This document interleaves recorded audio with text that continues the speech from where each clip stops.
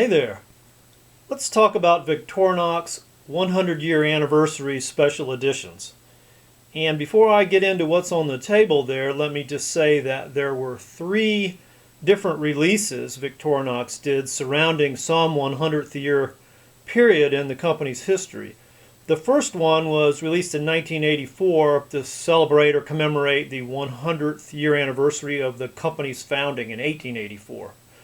And this knife is part of that run. Then there was another run in 1991. It was the Victorinox Centennial edition, and it was 100 years since they first supplied knives to the Swiss Army, the first Swiss soldier knife in 1891. Then there was a third run in 1997, and that 100th anniversary was of the Swiss Army knife, or the officers and sports knife that was started in 1897. So you can see that there are a lot of different limited editions based on different 100-year periods. There's also 125-year anniversary knives, 115-year anniversary knives. Victorinox is a marketing machine, and they do this to sell knives, obviously. But they also know that there's a big collector community surrounding Victorinox knives, and this is something nice to do for them. I mean, these are knives that are special enough in a way to be a little different. They are in more limited numbers, although they're easy to get. And so yeah, there's something a little nice to build a collection around or just to have. Okay, so in 1984, about 33 years ago, Victorinox celebrated its 100th company anniversary. They put out a book, and they put out 4 different knives. They put out a classic, a tourist, a small size Tinker, the 84mm model, that's what this is, and a Champion Plus. I actually have production numbers for the knives that they put out that year, and these come to me secondhand, but I don't have any reason not to believe them. On multitool.org's forum, a user that goes by the user ID of SAAM007, he stated that he had actually contacted Victorinox and was able to get production numbers for all these different series I just talked about.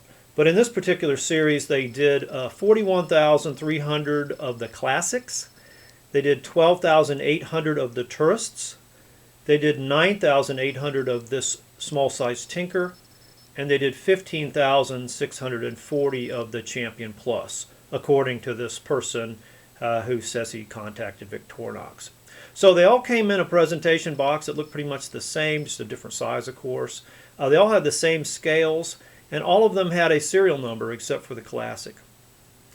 So this is the Tinker, and it looks like that kind of classic box from 1984, but it's got a different logo or symbol here, and that's repeated on the scale of the knife in a stainless steel inlay. So I'll talk about that when we look at the knife. So here's the knife in a cradle. And let me just get it out. So yeah, you can see the inlay there. And first of all, that's quite elaborate. And number two, that represents some craftsmanship, because I don't know exactly what Victorinox's process is, but it's got to be pretty hard to stamp a thin piece of stainless steel into a design like that, then embed it in plastic, somehow embed it or pin it to this plastic scale, make it absolutely smooth, and so it'll stay in there. So I don't know how they do that. It's obviously very similar to how they do their shields, but pretty impressive, I think. So let me talk about what we have there. Of course, you've got the dates, 1884 and 1984, and the more modern wording there, Victorinox. But in the middle, it looks kind of like an eagle or something, right, with the Swiss Alps in the background. It's actually a dove with an olive branch in its mouth. That's a kind of a universal symbol for peace. In the full-blown logo, it's actually on a knife, and somewhere in there it also says Swiss quality or Victorinox, I can't remember. But this is the logo that Victorinox actually started using in 1926. So I find it kind of curious that it's on a knife that's commemorating, the 1884 anniversary. However, the company didn't really have like a graphic until this time. They just used the words, Elsener, Swiss, things like that. So that's really their first logo, I guess you could say. Now over here on the left, you can see it's an image of a man, a smith, with a hammer, and anvil. He's forging a sword or knife blade or something, right? This is actually from a fresco that was over the entrance of their 1943 factory in Ebach. And over the door on that factory, they've got this fresco, and then carved in stone next to it in Latin the words, "The Lord shall provide." So apparently the Elsner family have been devout Christians for many years. And then down here you have the logo that they were using around 1984. It's just a modern version of a Swiss Army knife. To me it kind of looks like a, what is that, a Huntsman maybe? Scissors and a saw and the rest of the tools.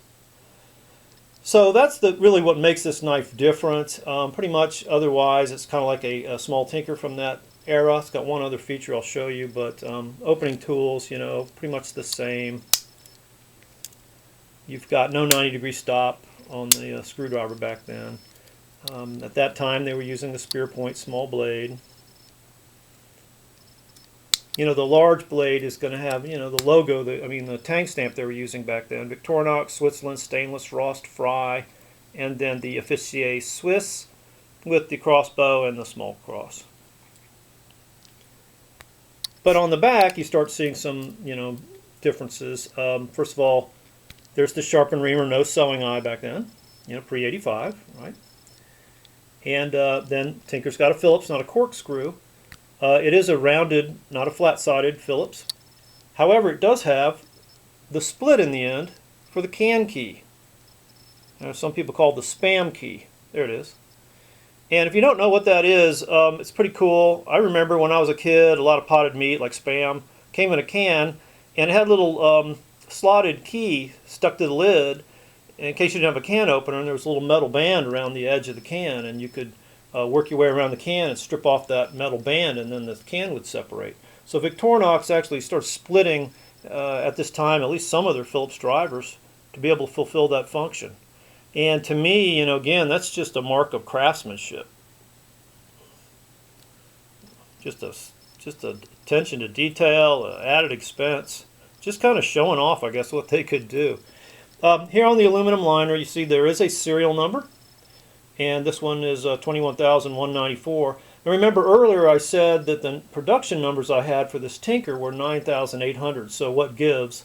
I don't know exactly. I'm just thinking maybe they consecutively numbered all these knives in this series. The Classic, the Tourist, the Tinker, the Champion, and that was a lot of knives. It does have a key ring. At that point in time, the key ring was attached to a separate spacer on the back and not to a lug on the back spring. And of course then you've got the tweezers and the toothpick.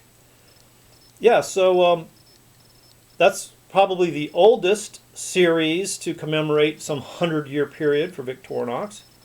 And the Tinker was the least produced of the four that they did in 1984. And I just think it's a really nice knife. This one's pristine and in the box. Hope you've enjoyed that.